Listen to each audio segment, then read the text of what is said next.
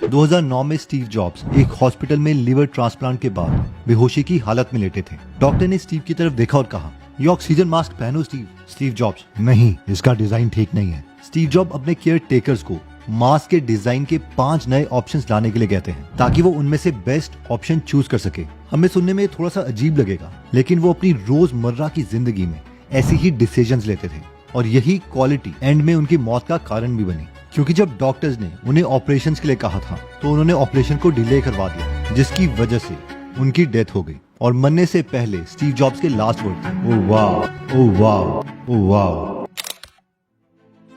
Steve Paul jobs का जन्म 24 फरवरी 1955 को यूएस के सैन फ्रांसिस्को में हुआ था। इनका रियल नाम अब्दुल लतीफ जंदाली था। इनकी बायोलॉजिकल मदर, यानी जिन्होंने इन्हें एक्चुअल में पैदा किया था, वो एक स्विस जर्मन अमेरिकन स्टूडेंट थी जो कि यूनिवर्सिटी ऑफ विस्कॉन्सिन में ग्रेजुएशन कर रही थी। यहीं पर ये अब्दुल फतेह अल जंदाली से मिली, जो सीरिया की एक अमीर अरब फैमिली से थे। क्योंकि इन दोनों की शादी नहीं हुई थी, इसलिए इन्होंने अपने आने वाले बच्चे को किसी और को गोद देने का फैसला किया। लेकिन ये दोनों चाहते थे कि इनका बच्चा जिसके पास भी जाए वो कम से कम ग्रेजुएशन तक पढ़े लिखे होने चाहिए, ताकि इनके बेटे की परवरिश और पढ़ाई लिखाई अच्छे से हो। एक कपल जिनका नाम पॉल और क्लारा जॉब्स था, उन्होंने अब्दुल यानी स्टीव जॉब्स को गोद लेने का फैसला किया। ऑल्दो वो दोनों खुद ग्रेजुएट्स नहीं थे, लेकिन उन्होंने ये विश्वास दिलाया कि वो अब्दुल को कॉलेज जरूर भेजेंगे। अब्दुल को गोद लेने के बाद इस बच्चे का नाम इसके पेरेंट्स ने स्टीव जॉब्स रखा। स्टीव जॉब जब छोटे थे तभी उन्हें पता चल गया था कि उन्हें गोद लिया गया है। एक्चुअली हुआ ये था कि जब स्टीव जॉब्स 6 साल के थे तो अपने पड़ोस में रहने वाले एक लड़की के साथ खेल रहे थे। वो छोटी बच्ची स्टीव के साथ खेलते खेलते अचानक से बोली, स्टीव, तुम्हें पता है ये तुम्हारे असली माँ बाप नहीं है और तुम्हें गोद लिया गया है। ये सुनकर स्टीव रोते रोते अपने घर भाग गए। तब उनके पेरेंट्स ने इन्हें समझाया कि बेशक ये सच्चाई है, लेकिन वो दोनों स्टीव से बहुत प्यार करते हैं। बाद में स्टीव के रियल पेरेंट्स की भी शादी हुई और उन्होंने स्टीव की सिस्टर मोना सिम्पसन को जन्म दिया। ये दोनों भाई बहन हमेशा काफी क्लोज रहे। स्टीव अपने रियल बाप से इतने नाराज थे कि उन्होंने पूरी लाइफ अपने रियल बाप को नहीं देखा। बस वो एक बार अपनी रियल माँ से मिले और उनका शुक्रिया किया कि उन्होंने स्टीव को जन्म दिया और अबॉर्ट नहीं करवाया। स्टीव बचपन से ही बहुत क्यूरियस नेचर के थे। इनके बायोग्राफर वॉल्टर आइजैक्सन लिखते हैं कि इनकी इसी आदत की वजह से बचपन में इनके साथ 2 बड़े हादसे हुए। एक बार इन्होंने एक इलेक्ट्रिक सॉकेट में मेटल की पिन डाल दी, जिसकी वजह से इनका हाथ पूरे तरीके से जल गया। और दूसरी बात तो हद तब हो गई जब उन्होंने जहर खा लिया ये देखने के लिए कि इसे होता क्या है, जिसकी वजह से उन्हें इमरजेंसी रूम ले जाया गया और वो बाल बाल बचे। इसके कुछ टाइम के बाद इनकी नई फैमिली सैन फ्रांसिस्को से कैलिफोर्निया शिफ्ट हो गई। वहाँ जब इनकी स्कूलिंग शुरू हुई तो उनको क्लासेस बहुत बोरिंग लगती थी। वो इस बोरियत को दूर करने के लिए स्कूल में कुछ ना कुछ करते रहते। एक बार उन्होंने अपनी क्लास में सांप छोड़ दिया और एक बार अपने टीचर के टेबल के नीचे बॉम्ब फोड़ दिया। इनकी इन्हीं हरकतों की वजह से इनको स्कूल से बार बार वापस घर भेज दिया जाता था, लेकिन इनके पेरेंट्स ने इन्हें एक बार भी नहीं डांटा। स्टीव ने आगे चलकर ये एडमिट किया कि ये स्कूल बहुत ही बेवकूफी वाला सिलेबस पढ़ाते थे, जिसकी वजह से इनका मन कभी भी नहीं लगता था। अब जब स्टीव जॉब 4th स्टैंडर्ड में हुए तो उनके टीचर ने नोटिस किया कि स्टीव जॉब्स के लिए सिलेबस बहुत आसान था। इसलिए उन्होंने स्टीव के पेरेंट्स को सजेस्ट किया कि स्टीव को 4th क्लास की जगह 2 क्लास छोड़ के 6th स्टैंडर्ड में एडमिट करवाना चाहिए। शुरू में स्टीव के पेरेंट्स ने ये चीज एक्सेप्ट नहीं करी, बट फाइनली स्टीव को दूसरे स्कूल में 6th में एडमिशन दिलवा दी। अब दूसरे स्कूल में 6th क्लास के बच्चों के साथ इनके बहुत झगड़े होते क्योंकि ये वहाँ पर छोटे थे। एक बार तो स्टीव जॉब इतने थक गए कि उन्होंने घर आकर अपने पेरेंट्स को कह दिया कि प्लीज आप मुझे स्कूल से निकाल दीजिए, वरना मैं वहाँ कभी भी नहीं जाऊंगा। तो उनकी स्कूल लाइफ तो कुछ ऐसी ही चल रही थी, लेकिन क्योंकि ये सिलिकॉन वैली में ग्रो हो रहे थे, जिसकी वजह से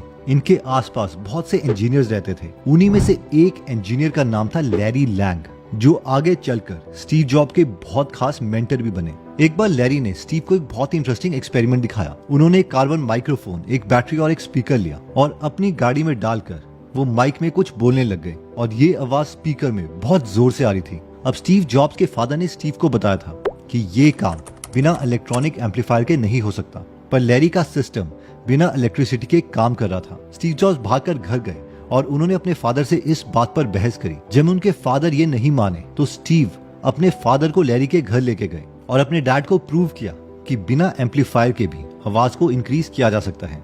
लैरी से बहुत इम्प्रेस हुए और आने वाले सालों में लैरी ने स्टीव को इलेक्ट्रॉनिक्स के बारे में खूब सिखाया। फॉर एग्जाम्पल, एक बार उन्होंने स्टीव को हेल्थ किट से भी इंट्रोड्यूस किया। ये एक ऐसी किट्स थी जिसमें टेलीविजन रिसीवर और रेडियो इक्विपमेंट जैसी आइटम्स को बनाने के डिटेल्ड इंस्ट्रक्शंस दिए होते थे। इन किट्स ने स्टीव को न केवल ये सिखाया कि ये चीजें कैसे काम करती हैं, बल्कि इन्होंने यंग स्टीव को ये विश्वास दिला दिया कि टेलीविजन और रेडियो जैसी दिखने वाली कॉम्प्लेक्स चीजें भी एक्चुअल में आसान होती हैं और उन्हें समझा जा सकता है। खैर, जैसे ही स्टीव 17 साल के हुए, उन्हें कॉलेज में डाल दिया, क्योंकि उन्होंने स्टीव के एक्चुअल पेरेंट्स से वादा किया था। अब स्टीव के पेरेंट्स ने एक ऐसा कॉलेज ढूंढा जो स्टैनफोर्ड जितना महंगा था, जिसमें स्टीव के पेरेंट्स अपनी जिंदगी भर की कमाई इसमें लगा रहे थे, और ये स्टीव जॉब्स को बिल्कुल भी पसंद नहीं आया। स्टीव जॉब्स अपनी स्टैनफोर्ड कमेंसमेंट स्पीच में बताते हैं, तब मुझे नहीं पता था कि मुझे आगे लाइफ में क्या करना है, और ना ही ये कॉलेज इसमें मेरी कोई मदद कर सकता था, इसलिए मैंने ड्रॉप आउट करने का डिसीजन लिया। उस टाइम ये डिसीजन मुझे बहुत डरावना लग रहा था, लेकिन आज जब मैं पीछे मुड़कर देखता हूँ तो मुझे ये अपनी लाइफ का सबसे बेस्ट डिसीजन लगता है। स्टीव ने जब ड्रॉप आउट किया तो वो अपने दोस्तों की गैलरी में सोए रहते थे। वो कोक की खाली कैंच बेचकर खाना खाते थे और हर संडे हरे कृष्णा टेम्पल में खाना खाने के लिए 7 किलोमीटर पैदल चलते थे।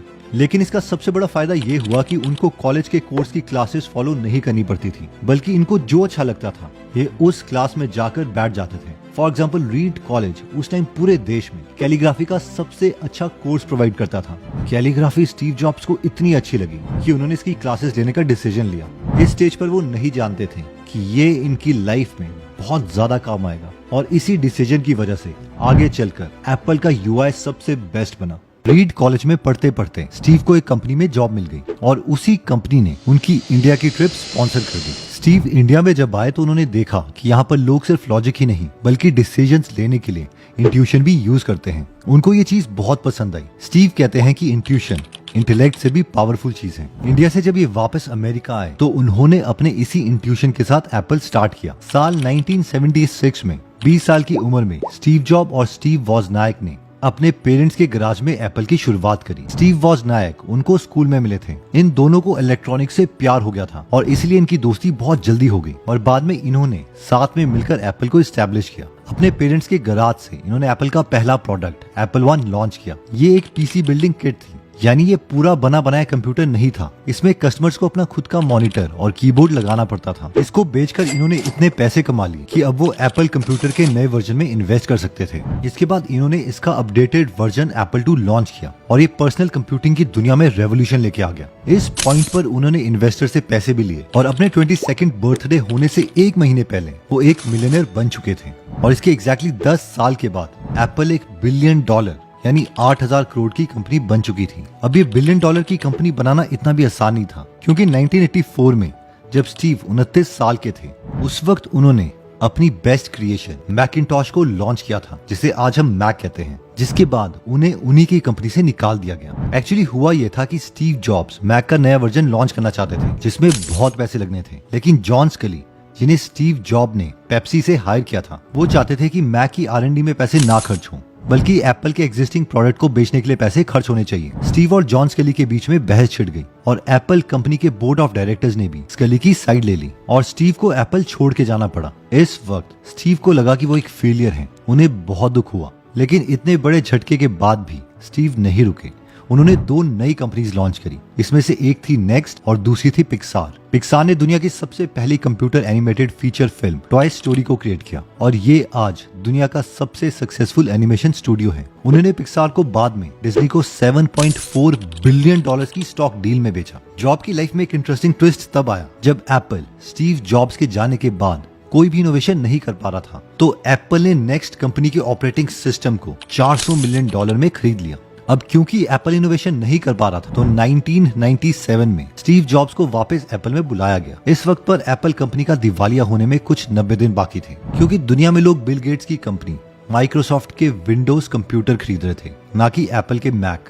एप्पल को बैंकरप्सी से बचाने के लिए स्टीव जॉब्स ने 2 सबसे बड़े काम किए। सबसे पहले तो उन्होंने अपने कॉम्पिटिटर बिल गेट्स से एप्पल के लिए $150 मिलियन की इन्वेस्टमेंट ले ली। फिर जॉब्स ने इन्हीं पैसों को अपने बेस्ट प्रोडक्ट्स की एडवर्टाइजिंग के लिए इस्तेमाल किया। दूसरा, उन्होंने लॉ ऑफ एलिमिनेशन के कॉन्सेप्ट को यूज किया, यानी उन्होंने एप्पल में चल रहे मैक्सिमम प्रोजेक्ट्स को पहले तो बंद करवा दिया। वो कहते थे कि जितना इंपॉर्टेंट ये डिसाइड करना है कि हमें करना क्या है, उतना ही इंपॉर्टेंट ये भी डिसाइड करना है कि हमें क्या नहीं करना है। वो व्हाइट बोर्ड पर जाकर अपने एम्प्लॉय से पूछते, मुझे अपनी टॉप 10 चीजें बताओ। इसके बाद जॉब्स टीम मेंबर के सजेशन को नोट करते। उसके बाद वो अपनी टीम को कहते कि इन 10 चीजों को डिक्रीजिंग ऑर्डर ऑफ इंपॉर्टेंस में लिखो। फिर वो इनमें से आखिरी 7 चीजें काट देते और कहते कि हम सिर्फ इन टॉप 3 चीजों पर फोकस करेंगे। ये शार्प फोकस उनकी पर्सनैलिटी का सबसे स्ट्रॉन्ग कंपोनेंट था। इन्होंने इस क्वालिटी से केवल एप्पल ही नहीं बल्कि गूगल की भी हेल्प की थी। असल में इनकी लाइफ के पास्ट फेज में लैरी पेज इनसे राय लेने आए। लैरी पेज गूगल का कंट्रोल दोबारा से लेना चाहते थे।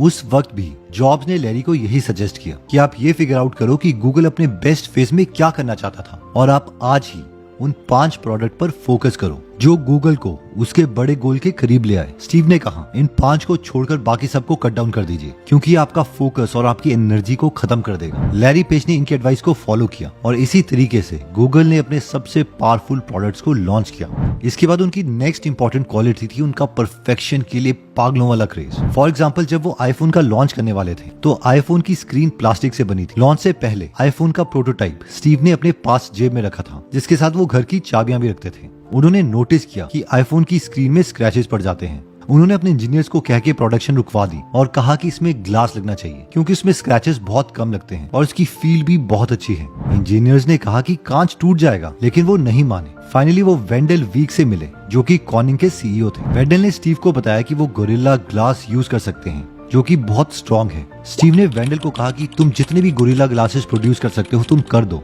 हम सारे खरीद लेंगे। और फाइनली एक अमेजिंग फोन लॉन्च हुआ जिसे हम आईफोन कहते हैं। उस वक्त जिसने भी इस प्रोडक्ट को यूज किया था उनके मन में सिर्फ एक ही चीज आई थी, वाओ क्या अमेजिंग प्रोडक्ट है यार। जब आईफोन पहली बार लॉन्च हुए थे ना, तो मेरे पास 2 आईफोन आए थे। वैसे मैंने एक उनको भेज दिया। शाह वाज हैपनिंग, अरे क्या चीज है यार, ये तो माइंड ब्लोइंग है। परफेक्शन की ये क्वालिटी जॉब्स ने अपने फादर से सीखी थी। एक्चुअली एक बार स्टीव जॉब्स और उनके डैड कैबिनेट को पेंट कर रहे थे। फ्रंट साइड पेंट होने के बाद जॉब्स ने पेंटिंग बंद कर दी। इस पर उनके डैड बोले, इसकी पिछली साइड कौन पेंट करेगा? इस पर छोटे स्टीव बोले, लेकिन डैड पिछली साइड तो कोई देखेगा नहीं ना, किसी को पता नहीं चलेगा। इस पर उनके डैड ने कहा, हाँ किसी को पता नहीं चलेगा, लेकिन तुम्हें तो पता है ना। और ये बात स्टीव जॉब की बचपन से ही मन में रह गई। जॉब्स ने इस लेसन को एक मशीन के सर्किट बोर्ड में भी अप्लाई किया। उन्होंने अपने इंजीनियर्स को बोला कि चिप्स को वो इतना नीटली अरेंज करे ताकि उनका सर्किट बोर्ड एकदम नीट और क्लीन दिखाई दे। जॉब्स के इस फीडबैक ने उनके इंजीनियर्स को चौंका दिया क्योंकि सर्किट बोर्ड मशीन के अंदर बहुत ही टाइटली फिट होना था। वो चिप कभी भी किसी कंज्यूमर को दिखाई नहीं देनी थी, न ही उस चिप की वजह से बाहर कंप्यूटर की दिखावट में कोई फर्क पड़ना था। लेकिन फिर भी स्टीव जॉब्स नहीं माने और इंजीनियर्स को उनकी बात माननी पड़ी। और तो और परफेक्शन को लेकर उनका क्रेज इतना हाई था कि वो अपने घर का फर्नीचर भी नहीं खरीद पाते थे। परफेक्ट फर्नीचर ना मिलने के कारण वो घर में बहुत ही कम फर्नीचर रखते थे। 2003 में स्टीव जॉब्स के पेट में दर्द हुआ और स्कैन से पता चला कि उनके पैंक्रियास में ट्यूमर है। डॉक्टर ने कहा कि ये उतना ज्यादा खतरनाक नहीं है, लेकिन फिर भी उनको कहा कि जल्दी से जल्दी वो ऑपरेशन करवा लें। स्टीव जॉब्स ने इसे निग्लेक्ट कर दिया क्योंकि उन्हें लगा कि अगर वो इससे ध्यान हटा देंगे तो ये ठीक हो जाएगा। अब ये क्वालिटी उनकी एप्पल में अच्छे प्रोडक्ट बनाने में तो काम आती थी, लेकिन इस 6 महीने की डिले की वजह से उनका कैंसर बहुत जगह फैल गया और अब बहुत देर हो चुकी थी। जब स्टीव जॉब्स को पता चला कि उन्हें पैंक्रियाटिक कैंसर है और उनके पास अब इस दुनिया में ज्यादा समय नहीं है, तो उन्होंने वॉल्टर आइजैक्सन को कॉल किया और कहा कि मैं चाहता हूं कि तुम मुझ पर एक किताब लिखो। इस पर वॉल्टर आइजैक्सन ने मना कर दिया कि अभी तो तुम करियर के पीक में हो, तुम्हें बहुत कुछ अचीव करना बाकी है, मैं तुम्हारे ऊपर किताब 10-15 साल के बाद लिखूंगा। और उन्होंने फोन काट दिया। इसके बाद स्टीव जॉब्स की वाइफ ने वॉल्टर आइजैक्सन को कॉल किया और स्टीव की बीमारी के बारे में बताया। इस पर वॉल्टर आइजैक्सन स्टीव पर बुक लिखने के लिए राजी हो गए और स्टीव ने वॉल्टर आइजैक्सन को अपने घर के गेस्ट रूम में जगह दे दी जहाँ पर वॉल्टर आइजैक्सन रहते थे और वो हर रोज स्टीव जॉब्स के पास आते, उनसे बहुत से सवाल पूछते। स्टीव जॉब्स को पता था कि वो ये बुक कभी भी नहीं पढ़ पाएंगे, लेकिन वो दुनिया को अपना वर्जन बताना चाहते थे। फाइनली वो वक्त आ गया जिसका सबको डर था। स्टीव जॉब्स हमेशा लाइफ से फैसिनेटेड थे, डेथ के टाइम पर भी वो फैसिनेटेड थे और उनके लास्ट वर्ड थे, ओह वाह, ओह वाह, ओह वाह। जब अक्टूबर 2011 में उनकी डेथ हुई, तब तक वो एप्पल को दुनिया की सबसे वैल्यूएबल कंपनी बना चुके थे।